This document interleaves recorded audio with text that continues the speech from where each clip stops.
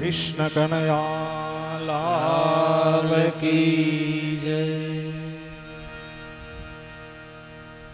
રાધા માધવ નીલમણિ જગન્નાથજીની પવિત્ર ચારધામ મહાધામમાં આજ પ્રથમ દિવસની પહેલી ભાગવત ભાગીરથીમાં એક વર્ષ બાદ ફરી વખત આપણે બધા મળ્યા. જોરદાર તાળીઓથી જગન્નાથજીને વધાવીએ. આપ સૌનું વારંવાર જગન્નાથપુરીમાં હાર્દિક સ્વાગત છે. એવં નિશમ્ય ભૃગુનંદન સાધુવાદમ વૈયાશકીશ ભગવાન વિષ્ણુરાત. નાથના નાથ જ્યાં બિરાજતા હોય એવી જગ્યા ઉપર એક કથા શ્રવણ કરવાનો જે એક લાવો છે, એક અલૌકિક છે. અને જે આપણે ધૂન પસંદ કરી આજની રાધા માધવ નીલમણિ, એ નીલમણિ મીન્સ કે જગન્નાથ, स्वयं जगन्नाथ भगवान ए नीलमणि राधा माधव है. एना सानिध्यમાં આપણે બધા બેસી પાવન નિશ્રામાં કથા શ્રવણ કરવા. ઘણા લોકો એમ કહેતા હોય કે જગન્નાથ કોણ? જગન્નાથ એટલે શું? ઈ ભગવાનનો અવતાર છે કે ભગવાન પૃથ્વી પર આવ્યા છે? એનું અસ્તિત્વ ક્યાંથી આવ્યું? સર્વપ્રથમ આપણે એના વિશે થોડીક ચર્ચા કરીને આપણે કથામાં આગળ વધીએ.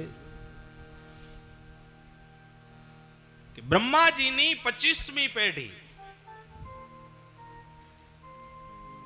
ઇન્દ્રધુમ્ન નામનો રાજા. એ ઇન્દ્રધુમ્ન નામનો રાજા આ મહાક્ષેત્રમાં શ્રીનિવાસ કરતો હતો. અને મહાક્ષેત્ર કહેવાય. કોઈ પુરુષોત્તમ ક્ષેત્ર કે, કોઈ મહાક્ષેત્ર કે, કોઈ મહાધામ કે.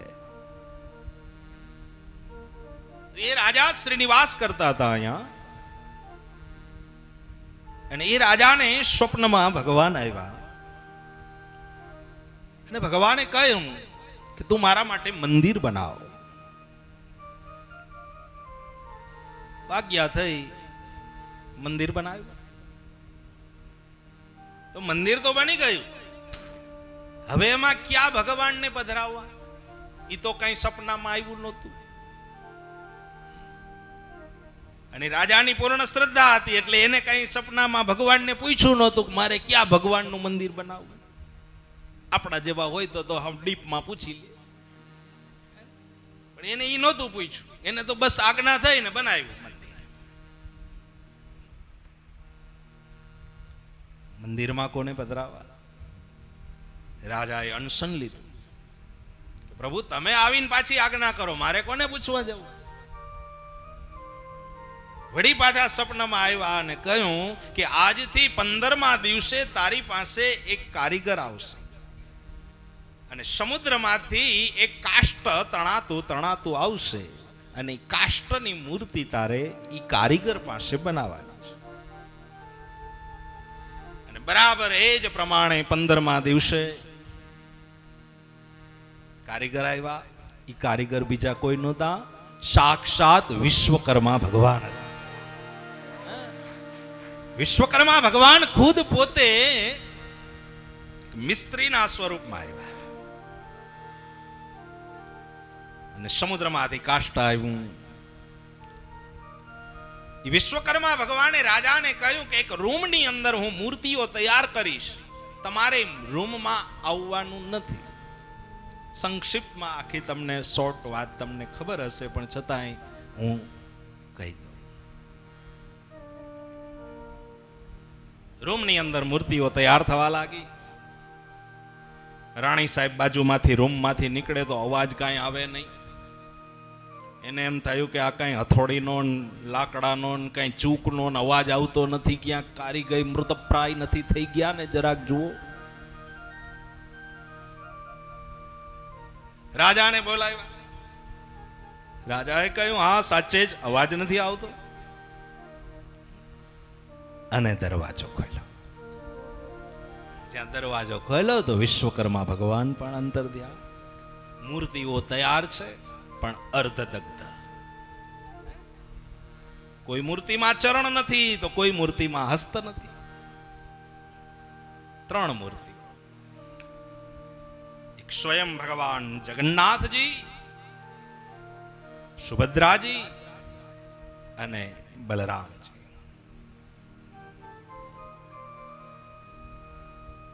તો મૂર્તિઓ સ્થાપિત કેમ કરવી?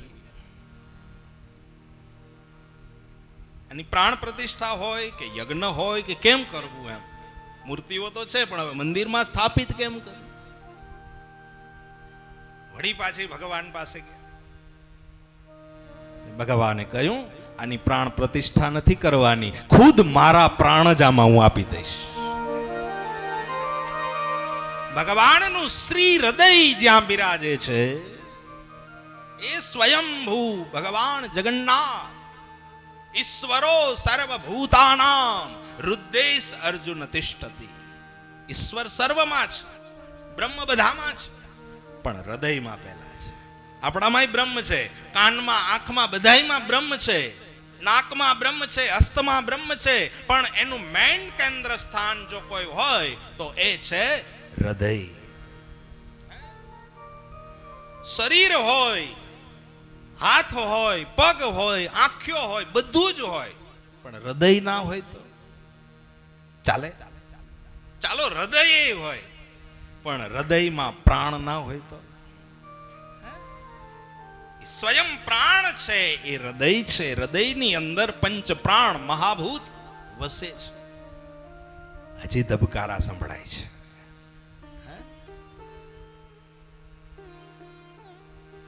5,500 વર્ષ થઈ ગયા છતાંય ધબકારા સંભળાય છે.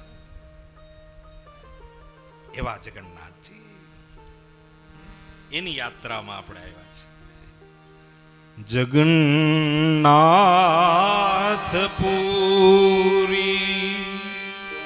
મહાધામ વાસા. જગન્નાથપુરી મહાધામ વાસા.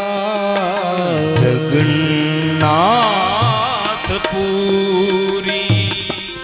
મહાધામ વાસા. સબ ગાઈએ જગન્નાથપુરી. એક 4 મહાધામનું મહાધામ વાસા એટલે જ્યાં શ્રી નિવાસ કરે.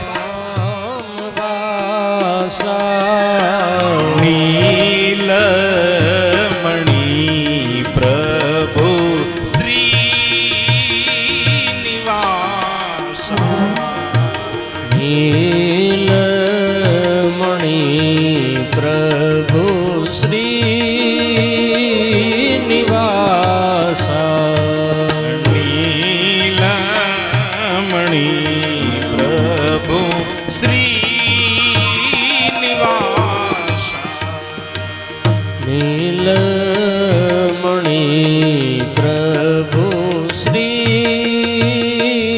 નિવાસ. નીલમણિ પ્રભુ જ્યાં મંદિરમાં બિરાજે છે એની સાથે કોણ કોણ છે? બહુ સરસ મજાના ભાગવતજીના પ્રારંભ થતી વખતે એના ગુણ ગાવાનું મન થાય. કારણ કે આપણે 7 દિવસ સુધી એના જ ગુણલા ગાવા છે, તો પેલા એનો મહિમા જાણી લઈએ પૂરેપૂરા.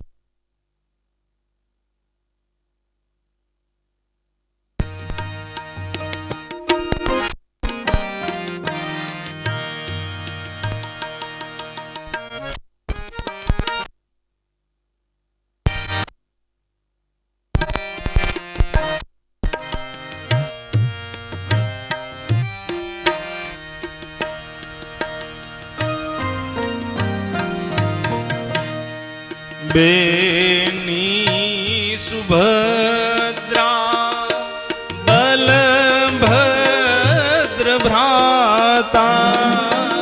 બેની સુભદ્રા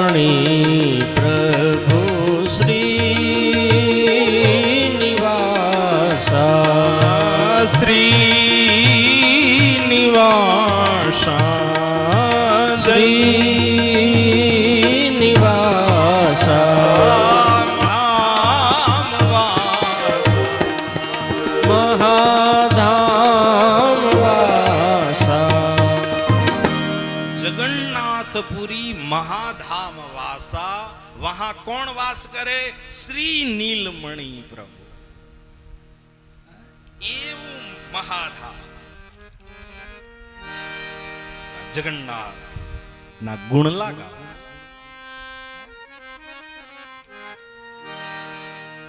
ભગવાનના શૃંગારનું વર્ણન છે, ગુણનું વર્ણન છે, ભગવાનના ભાગવતના પરમ તત્વોનું વર્ણન છે. અને એ આદિકાળથી છે, આજકાલથી નથી. 3 વખત આ મંદિર બન્યું, 3 વખત વિસર્જન થયું. આદિ વર્ષોથી આ છે, એનું અસ્તિત્વ કોઈ મિટાવી ન શકે. સત્યનું અસ્તિત્વ કોણ મિટાવી શકે? જે સત્ય છે એ શાશ્વત છે, એ સ્થાવર છે, એ જંગમ છે, એ સત્ય છે. એટલે ભાગવતના પ્રથમ શ્લોકમાં લખ્યું છે, જન્માંદસ્યાયતોન્વયાજિતરત યજ્ઞે સુચાર્થે સુત્વરા તેને બ્રહ્મરુદાન્યહાધિકવય મોહયંતિ યત્સૂરય.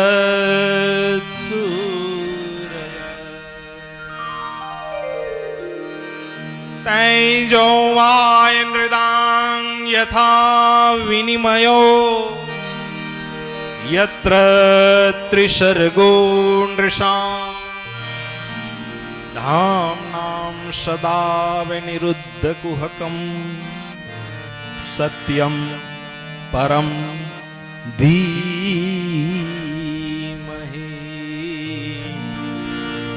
સત્યમ પરમ ધીમહિ. સત્ય છે એટલે શાશ્વત છે, પરમ છે, આદિકાળથી છે, એને કોઈ મિટાવી નહીં શકે. આપણે રોજ કથા સાંભળતા હોઈએ, રોજ ભાગવત વાંચતા હોઈએ, પણ છતાંય આપણને રોજ એમાં સાંભળવાનું મન થાય. એનું કારણ શું? એક સત્ય છે એટલે રોજ નવું નીકળે છે. દિને દિને નવમ નવમ, એ રોજ નવી છે. કથા જૂની નથી, ભગવાન જૂના નથી. એ તો એ જ છે, નવા છે. રોજ તમે દર્શન કરવા જાજો, લ્યો રોજ નવા લાગશે. ઠાકોરજીના દર્શન કરવા રોજ જાઓ, તમને રોજ નવું સ્વરૂપ લાગે. તમે કાલ જોયું હોય ને એ આજ ભૂલી જાઓ છો. એ સત્ય છે. એનું પરમ તત્વ તમને દ્રષ્ટિગોચર થાય છે, અલગ સ્વરૂપે લાગે. આપણી આંખો ઈ જ છે, મૂર્તિ ઈ જ છે, બધું એનું એ જ છે, પણ તમને રોજ દર્શન કરવાનું મન થાય છે. એનું કારણ શું? એ તો જોઈ લીધા છે આપણે. ઠાકોરજીને આવા હોય, આવી રીતે બેઠા હોય ને આવી રીતે શૃંગાર કર્યો હોય ને બધું આપણને ખબર જ હોય, પણ છતાંય આપણે જઈએ છીએ અને દર્શન કરીએ છીએ. આ એક આપણો રોજનો સત્ય ભાવ છે. એ નવી રીતે આપણને દેખાડે છે, અલગ સ્વરૂપ. એમ ભાગવત પણ તમે રોજ વાંચજો. ઘણા લોકો એમ કે અમે 4 વખત વાંચી લીધું. ભલે 4 વખત વાંચી લીધું, 5મી વખત વાંચશો ને તોય નવું હોય છે. એ નવું છે, કારણ સત્યમ પરમ ધી, એનાથી પર છે. કેનાથી? સત્યથી પર છે. ધીમહી, ધીમહી એટલે અમે એને આધીન છીએ, અમે એને સમર્પિત છીએ, અમે એને એના શરણમાં છીએ. આધિપત્ય છે અમારું, એનું અમારા ઉપર. એ સત્ય.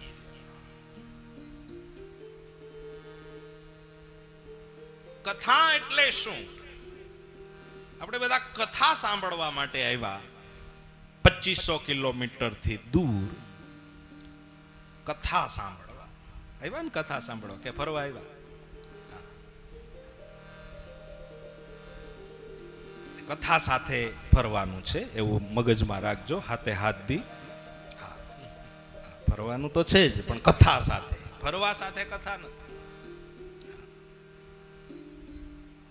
એટલે આપણો લક્ષ્યાંક આ છે. પછી એટલે જ આપણે એક ટાઈમ રાખી છે કે બપોર પછી આપણે જ્યાં જવું હોય ત્યાં દર્શન જઈ શકીએ. કથાનો મીનિંગ શું? કથા મતલબ ક માને કૃપા. ક નો અર્થ થાય કૃપા. પહેલી વસ્તુ જો કૃપા થાય તો તમે કથામાં આવી શકો. આનો મતલબ આ છે. સીધો જ અને સરળ અર્થ. ક એટલે કૃપા. કૃપાનો વરસાદ જ્યારે ઠાકોરજી આપણા ઉપર કરે ને ત્યારે કથામાં આવી શકાય. એક અક્ષર યાદ રાખજો, કથાનો એક મીનિંગ કૃપા. કૃપયા ઇતિ કૃપા. કૃપયા જેના ઉપર કૃપણ વસ્તુમાં પણ કૃપા થાય ત્યારે ઈ સજીવ બની જાય. નિસ્તેજ અવસ્થા હોય ને એના ઉપર કૃપા થાય ને ત્યારે ઈ પણ સજીવ થઈ જાય. કોઈ પથ્થર પડ્યો હોય અને એ પથ્થરમાં કોઈ શિલ્પીકાર આવીને એને સરસ મજાની મૂર્તિ બનાવી અને મંદિરમાં પધરાવી દે ને ત્યારે પથ્થર ઉપર એ કૃપા થઈ ગઈ કહેવાય. મતલબ કૃપયા એ કૃપા.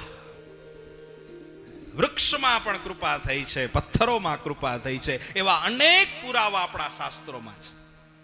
મનુષ્ય ઉપર જો કૃપા થાય ત્યારે મહાધામમાં આવી શકાય અને મહાધામમાં કથા શ્રવણ થઈ શકે. કથાનો મતલબ કૃપા. થાનો મતલબ થાશે. થાનો મતલબ થાશે.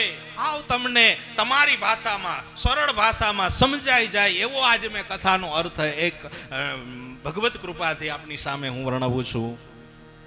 કૃપાનો અર્થ થાશે. હવે ઘણા એમ કે ભાઈ થાશે ને હજી ક્યાં થઈ, લે તો હજી રાહ જોવાની છે, વેઇટિંગ કરવાનું છે એનું. થાશે મતલબ થાશે. ક્યારે થશે? કે તમે 3 કલાક આવીને કથામાં બેસો ત્યારે. ના શરણસ્થ આવીને બેસો. અહં ત્વામ સર્વ પાપેભ્યો મોક્ષયિષ્યામિ માક્ષુચ. એક વખત આવી જાય પછી એની કૃપા થાય. પણ હવે આપણે બસ સ્ટેન્ડે જ નથી પહોંચતા, રેલવે સ્ટેશને નથી પહોંચતા અને ઘેર બેઠા બેઠા ગાડીની રાહ જોઈએ તો કોઈ દી મેળ ખાય ખરો?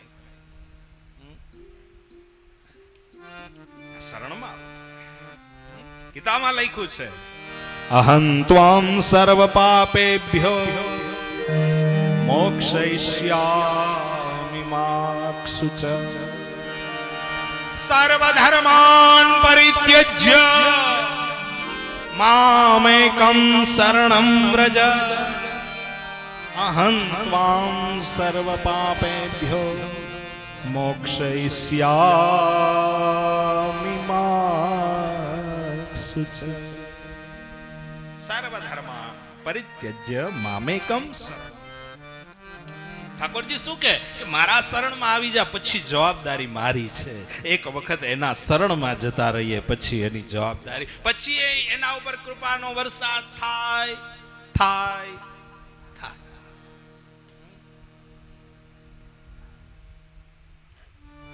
ક્યારે થશે ને ક્યારે જશું ને ક્યારે કથા સાંભળશું, આવા બધા લોજિકલી પ્રશ્નો અહીં આલતા નથી. અહીં તો માત્ર શ્રદ્ધાયામ કુરુતે. ભાવથી, શ્ર માને શ્રવણથી, ધ માને ધર્મથી, ધર્મથી સાંભળેલો ધર્મ એટલે શ્રદ્ધા. શ્રદ્ધાનો મતલબ સાંભળેલો ધર્મ. અમે બધાએ સાંભળ્યો છે, અમે ક્યાંય ધર્મ જોયો નથી, અમે ક્યાંય ભગવાનને જોયા નથી, પણ અમે બધાએ બહુ સાંભળ્યા છે. અને સાંભળી સાંભળીને કૃષ્ણમાં પ્રેમ થઈ જાય એ સાચો ધાર્મિક. એ ધાર્મિક છે. ધર્મનો મતલબ શું છે? કે સાંભળીને ધર્મમાં સ્થિર થાય. એ શ્રદ્ધા છે. સાંભળીને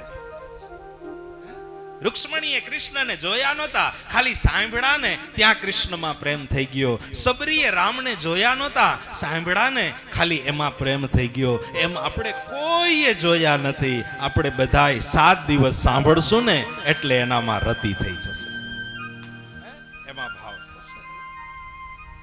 પહેલી ભક્તિ કઈ છે? પ્રથમ ભક્તિ શ્રવણમ. પહેલું જ કામ કરવાનું છે શ્રવણ. પહેલા મહાત્મ્યમાં નવધા ભક્તિનો મહિમા સમજાયો છે. પહેલી ભક્તિ શ્રવણમ. શ્રવણ એટલે સાંભળ, બસ કાનથી, કાંઈ કરવાનું નહીં, આવીને બેસવાનું, માત્ર સાંભળવાનું, બસ શ્રવણ. બીજું કીર્તનમ. કથામાં કીર્તન થાય, કીર્તન ભક્તિ છે.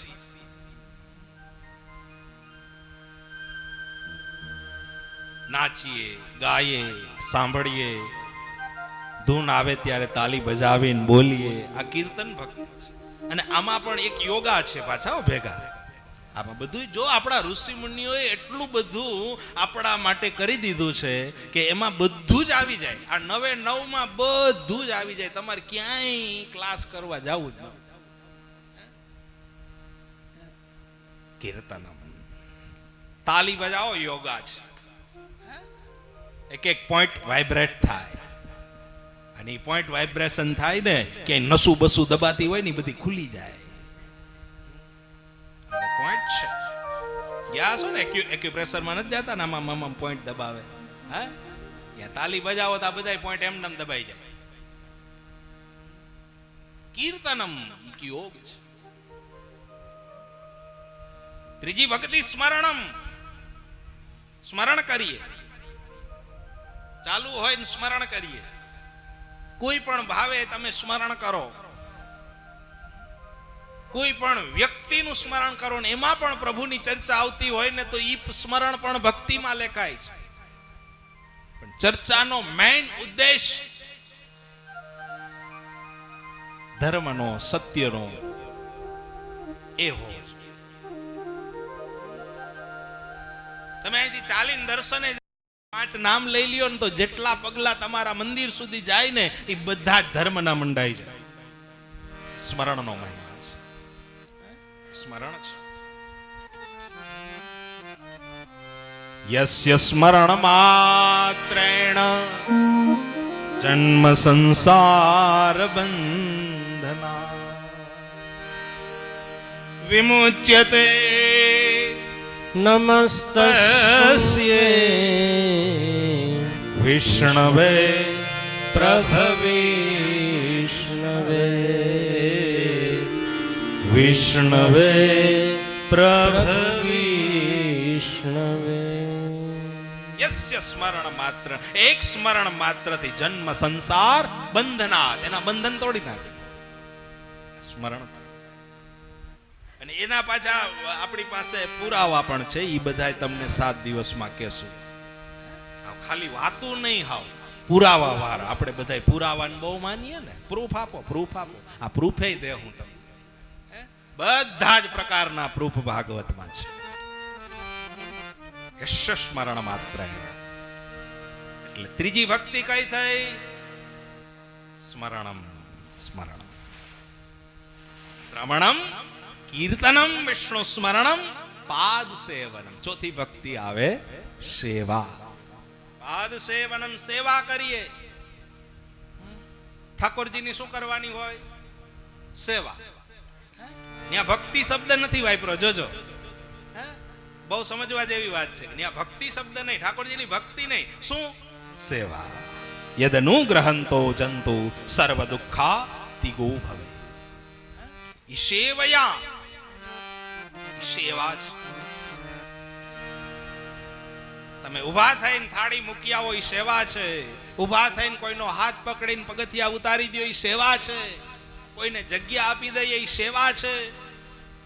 સેવાના પ્રકારોમાં આવે છે.